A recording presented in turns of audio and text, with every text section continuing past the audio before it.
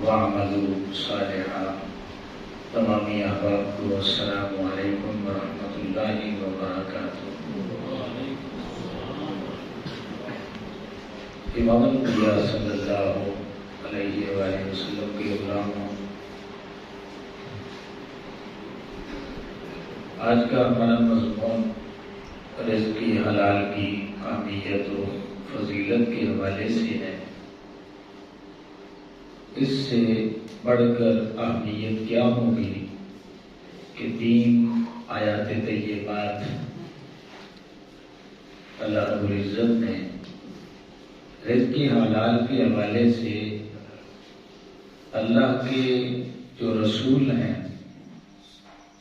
وہی حکم اللہ نے اپنے نبیوں کو دیا، وہی حکم اللہ نے ایمان والوں کو دیا. اور پھر اس سے بھی پڑھ کر اللہ رب العزت نے جتنے بھی لوگ ہیں انہوں نے کلمہ نہیں پڑھا تو اللہ نے ان کو بھی حکم دیا کہ آپ نے بھی رزق جو ہے وہ حلال کھانا ہے. اندازہ لگائیں، یا ایھا الرسل کلوا من الطیبات واعملوا صالحا، اے رسولو کہ پاکیزہ رزق کھاؤ اور نیک اعمال کرو. پھر فرمایا یا ایھا الذین آمنوا کلوا من طیبات ما رزقناکم واشکروا للہ ان کنتم ایاہ تعبدون. ایمان والوں کو بھی یہی حکم دیا. اور پھر ایک جگہ پہ اللہ رب العزت نے یا ایھا الناس کلوا مما فی الارض حلالا طیبا، کہ تمام انسانیت، ان کا کسی بھی مذہب کے ساتھ تعلق ہے، اللہ فرماتا ہے کہ جب بھی کھانا ہے تو حلال رزق کھانا ہے. ہم سبھی جانتے ہیں کہ نماز فرض ہے، روزہ فرض ہے، زکوٰۃ، حج یہ فرض ہیں. جس طرح یہ فرائض ہیں اسی طرح حلال رزق کمانا بھی فرض ہے. جس طرح نماز عبادت ہے، روزہ عبادت ہے، زکوٰۃ اور حج عبادت ہیں، اسی طرح ہمارے دین میں رزق حلال کمانا اور پھر خرچ کرنا، جہاں پہ خرچ کرنے کا حکم اللہ اور اس کے رسول صلی اللہ علیہ وسلم نے دیا ہے، یہ بھی عین عبادت ہے. ترمذی شریف میں ایک حدیث پاک ہے، یہ 2999 نمبر پہ حضرت ابو ہریرہ رضی اللہ تعالیٰ عنہ روایت کرتے ہیں کہ آقا کریم علیہ السلام نے اسی آیت کو بنیاد بنایا، یا ایھا الرسل کلوا من الطیبات واعملوا صالحا. علماء نے لکھا ہے کہ جب قرآن کی کسی آیت کی تفسیر اللہ کے نبی کرنے صلی اللہ علیہ وسلم سے اس سے پڑھ کر کوئی اعلیٰ تفسیر نہیں ہو سکتی. اب اسی آیت کو نبی کریم علیہ السلام نے بنیاد بنایا اور پھر فرمایا کہ میرے صحابہ کرام علیہ رضوان، اللہ رب العزت کی ذات پاک ہے اور پاک کو ہی پسند کرتی ہے. آگے نبی کریم علیہ السلام نے فرمایا کہ اگر ایک بندہ لمبا سفر کر کے آتا ہے، کپڑے اس کے میلے ہیں، بالوں پہ گرد غبار پٹا ہوا ہے، اب اس کو شدید حاجت ہے، اللہ کے دربار میں وہ اپنے ہاتھ اٹھاتا ہے اور اس کے ہاتھ آسمانوں تک چلے جاتے ہیں.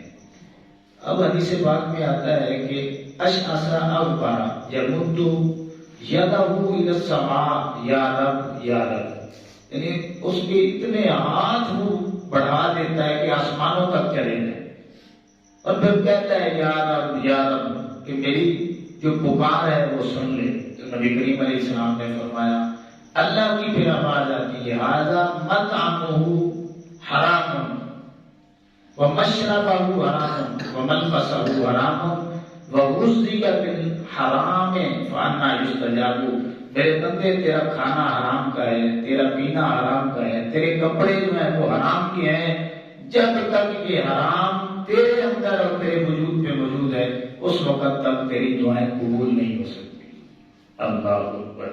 حضرت ابن عباس رضی اللہ تعالیٰ عنہ راوی ہیں، ایک دفعہ حضرت سعد بن ابی وقاص رضی اللہ تعالیٰ عنہ نے عرضی پیش کی، یا رسول اللہ صلی اللہ علیہ وسلم آپ دعا فرما دیں کہ میں جو بھی دعا مانگوں اللہ میری قبول فرما لے۔ تو آقا کریم علیہ السلام نے فرمایا کہ ایسا پھر سن لے، جب بھی تو لقمہ کھائے تو پھر دیکھ لے وہ لقمہ تیرے اندر جو جا رہا ہے ماں وہ حلال کی کمائی کا ہو۔ اس بات کی گارنٹی تو مجھے دے دے، میں اللہ کا نبی تجھے گارنٹی دیتا ہوں کہ اللہ رب العزت تجھے مستجاب الدعوات بنا دے گا۔ کیا مطلب؟ آپ کی پھر ہر دعا قبول ہوگی۔ اور پھر آقا علیہ السلام نے فرمایا کہ ایسا تجھے پتا ہے دعائیں قبول کیوں نہیں ہوتی؟ یا رسول اللہ صلی اللہ علیہ وسلم بتلا دیجیے۔ آقا کریم علیہ السلام نے فرمایا صرف ایک لقمہ حرام کا اندر جاتا ہے، اللہ رب العزت فرشتوں کو حکم دے دیتا ہے کہ 40 دن تک اس کی دعائیں قبول ہی نہیں کرتی۔ اللہ اکبر۔ پھر حضرت حکیم بن حزام رضی اللہ تعالیٰ عنہ کی روایت بخاری شریف میں موجود ہے کہ آقا کریم علیہ السلام نے فرمایا کہ ایک ہے دکاندار، ایک ہے گاہک، ایک سودا دینے والا ایک لینے والا، جب دونوں سچائی پہ مبنی سودا کرتے ہیں، لین دین کرتے ہیں، اللہ رب العزت ان دونوں کے رزق میں برکت ڈال دیتا ہے۔ جب دونوں جھوٹ پہ مبنی معاملہ کرتے ہیں تو اللہ رب العزت پھر برکت کو اٹھا لیتا ہے۔ اور آگے آقا کریم علیہ السلام نے فرمایا قسمیں اٹھا کر سودا تو وہ دیکھ لیتا ہے دکاندار، مگر برکت جو ہے نا وہ اس کے رزق سے اٹھا لی جاتی ہے۔ ایک حدیث پاک میں اس طرح بھی آتا ہے، نبی کریم علیہ السلام نے فرمایا، بخاری میں یہ بھی روایت موجود ہے، لا یکلمہ اللہ یوم القیامت ولا ینظر الیہ۔ اللہ رب العزت ایسا بندہ جو قسمیں کھا کے اپنا مال سیل کرتا ہے، قیامت آنے کی دیر ہے، اس بندے کو سامنے لایا جائے گا اور فرشتے اس بندے کی بات اللہ تک پہنچائیں گے کہ مالک یہ بندہ، اللہ رب العزت اس کی طرف دیکھنا بھی، کلام کرنا بھی گوارا نہیں فرمائے گا۔ فرشتے عرضی پیش کریں گے، مالک تیرے حکم پہ بندہ پیش کیا ہے۔ اللہ فرمائے گا کہ میرے اس بندے نے میری کوئی آیت کا لحاظ ہی نہیں رکھا، جو میں نے احکامات دیے تھے نا اس نے لحاظ ہی نہیں رکھا، اس نے جب بھی کھایا ہے حرام کا کھایا ہے اور قسموں کا نشانہ مجھے بنا کے کھایا ہے۔ تو لہذا آج میں اس سے بات ہی نہیں کرنا چاہتا، اور جس سے اللہ رب العزت بات نہیں کرے گا پھر اس کا ٹھکانہ جہنم ہی ہوگا۔ اللہ اکبر۔ حضرت جریر بن عبداللہ بجلی یہ صحابی رسول ہیں رضی اللہ تعالیٰ عنہ، ان کا واقعہ شرح مسلم میں موجود ہے۔ امام نووی رحمۃ اللہ علیہ بیان کرتے ہیں کہ انہوں نے اپنے غلام کو بھیجا کہ ایک گھوڑا خرید کے لائیں۔ اب وہ غلام جاتا ہے 300 درہم کا ایک گھوڑا خرید کے لاتا ہے۔ اب وہ مالک جو تھا نا سیل کرنے والا، اس کو بھی ساتھ لے کر کے آتے ہیں کہ یہ گھوڑا ہے، اتنی قیمت طے ہو چکی ہے، تو اب آپ ادا کر دیں۔ تو یہ جو صاحب ہیں یہ چلے گئے۔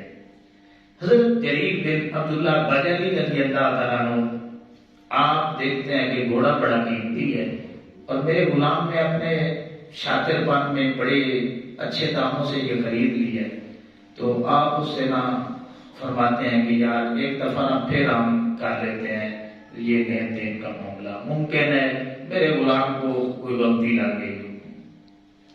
اب وہ کہتے ہیں ٹھیک ہے کوئی بات نہیں، دوبارہ لین دین کا معاملہ کرتے ہیں۔ تو پھر 400 درہم پہ طے ہوتا ہے۔ آپ فرماتے ہیں نہیں یار ایک دفعہ نہ پھر جو ہے نا یہ ہم معاملہ کرتے ہیں۔ اسی طرح کرتے کراتے 800 درہم پہ آپ اسے ایگری کرتے ہیں گا۔ 300 کا جو مل رہا ہے 800 پہ لے کے جاتے ہیں خود۔ تو اب جو غلام ہے نا وہ کہنے لگتا ہے حضرت میں نے 300 کا اس سے 300 درہم کا لے لیا ہے گھوڑا، اور آپ نے ریٹ اتنا بڑھا چڑھا کے 800 تک لے کر کے گئے۔ تو اب کیا کہتے ہیں حضرت جریر بن عبداللہ رضی اللہ عنہ، فرماتے ہیں کہ جب میں نے کلمہ پڑھا تھا نا کلمہ، تو نبی کریم علیہ السلام نے مجھ سے ایک وعدہ لیا تھا، اے جریر تو مجھ سے یہ وعدہ کر کہ کسی بھی مسلمان بھائی کا تو نقصان نہیں کرے گا، جب بھی کرے گا بھلائی کرے گا۔ میں نے اپنے نبی کے ہاتھ پہ جب بیعت کی تھی تو میں نے اپنے نبی سے یہ وعدہ کیا اور میں اس کا نقصان کس طرح کر سکتا تھا؟ یہ میرا کلمہ پڑھنے والا بھائی مسلمان ہے، میں اس کے ساتھ حقیقت بھلائی نہیں کر رہا تھا، بلکہ میں نے اپنے نبی سے جو وعدہ کیا تھا صلی اللہ علیہ وسلم، میں اس وعدے کو نبھا رہا تھا۔ اندازہ لگائیں کیسے یار لوگ تھے، کیسے صحابہ کرام علیہ رضوان کی ہستیاں تھیں، اور کیسی تربیت ان کی ہوئی تھی کہ آقا کریم علیہ السلام کے ساتھ جو وعدہ کر لیتے پھر اس پہ وہ جمے رہتے تھے۔ اللہ اکبر۔ بخاری شریف میں ایک حدیث پاک موجود ہے، نبی کریم علیہ السلام نے فرمایا یأتی علی الناس زمان، میری امت پہ ایک وقت آئے گا، اور یہ وقت یہی ہے، لا یبالی المرء ما اخذ منہ امن الحلال ام من الحرام، کہ میری امت دیکھے بھی نہیں، یہ نہیں دیکھے گی کہ جو لقمہ وہ کھا رہے ہیں یہ حلال کا ہے یا حرام کا ہے۔ یہ نبی کریم علیہ السلام کی غیبی خبر ہے جو بخاری شریف میں موجود ہے۔ حضرت ابو ہریرہ رضی اللہ تعالیٰ عنہ بیان کرتے ہیں کہ آقا کریم علیہ السلام نے فرمایا میری امت پہ وہ وقت آئے گا کہ جو بھی کھانا کھائے گا نا یہ دیکھنا دوبارہ ہی نہیں کرے گا کہ یہ حلال کا ہے یا حرام کا ہے۔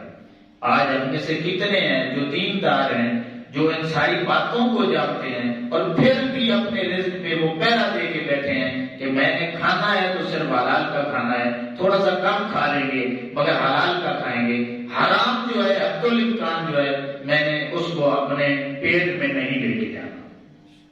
اللہ اکبر۔ تو اس جو حدیث مبارکہ ہے اور قرآنی آیات سے یہ ثابت ہوتا ہے کہ رزق حلال کمانے والا بندہ وہ جو ہے اللہ کا مقبول بندہ ہوتا ہے، اور ہماری جو عبادات ہیں، نماز ہے، روزہ ہے، زکوٰۃ ہے، حج ہے، یہ بھی رزق حلال پہ ڈیپینڈ کرتی ہیں۔ اگر رزق حلال ہے تو عبادات قبول ہوگی، اگر رزق حرام کا ہے تو پھر اللہ رب العزت نے وہ عبادات بھی رد فرما دیں گے۔ تو اس لیے امام الانبیاء صلی اللہ علیہ وسلم کے غلاموں، ہم حد الامکان کوشش کریں کہ جب بھی لقمہ اٹھانے لگیں تھوڑی سی جو ہے متوجہ کر لیں کہ اس لقمے پہ میں نے محنت کتنی کی ہے، اپنا کام کیا ہے یا نہیں کیا، اس کو حلال کرنے کی میں نے کوشش کی ہے یا نہیں۔ یہ تھوڑی سی جب کوشش کریں گے تو انشاءاللہ تعالی امام الانبیاء صلی اللہ علیہ وسلم کے غلاموں ایک وقت آ جائے گا کہ ہمارا ذہن بن جائے گا اور دل و دماغ میں یہ بات بیٹھ جائے گی کہ ہم نے حلال کمانا ہے اور حلال کھانا ہے۔ اللہ نے عمل کی توفیق عطا فرمائے۔